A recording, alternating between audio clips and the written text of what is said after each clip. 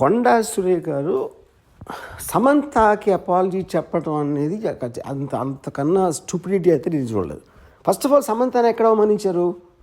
కొండా సురేఖ అవమానించలా, పొగిడారు. యాక్చువల్గా ఎందుకు పొగిడారంటే అక్కడ ఏమంటున్నారు ఆవిడ, నాగార్జున నాగ చైతన్య ఇద్దరు కలిసి ఒక మామగా, ఒక భర్తగా, ఒక కోడలిని, ఒక భార్యని తనకున్న ఒక ఆస్తి కాపాడుకోవడానికి వెళ్ళమని ఫోర్స్ చేస్తే తను కాదని చెప్పి విడాకులు ఇచ్చి వెళ్ళిపోయింది అని. అక్కడ సమంతకు అవమానం ఏంటి? సమంతని పొగిడినది. యాక్చువల్గా అవమానించింది ఎవరిని?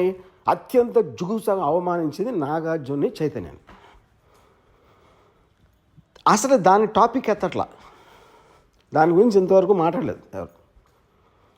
సో ఇప్పుడు ఇలాంటిది చెప్పడం కన్నా అంటే అక్కినేని కుటుంబం అంత ఉన్న హుందాతనం, వాళ్ళకున్న extraordinary reputation, most dignified and reputed, అది ఒకసారి పక్కన పెట్టి ఏ ఇంట్లో అయినా ఒక మామని భర్తని ఇలాంటి ఆరోపణ నేనైతే నా జీవితంలో ఏం లేదు ఇలాంటిది. ఇది చాలా సీరియస్గా తీసుకుని నా రిక్వెస్ట్ నాగార్జునకి చైతన్యకి ఇలా వదిలేయకుండా, మళ్ళీ ఇలాంటివి జరగకుండా ఇండస్ట్రీ అందరి కోసం, ప్రజలందరి కోసం కూడా సీరియస్గా తీసుకుని మర్చిపోలేని గుణపాఠం నేర్పించాలి. దీనికి తప్పిస్తే మన దగ్గర వేరే మార్గం లేదు. ఇలాంటిది మళ్ళీ జరగకుండా చూడాలి.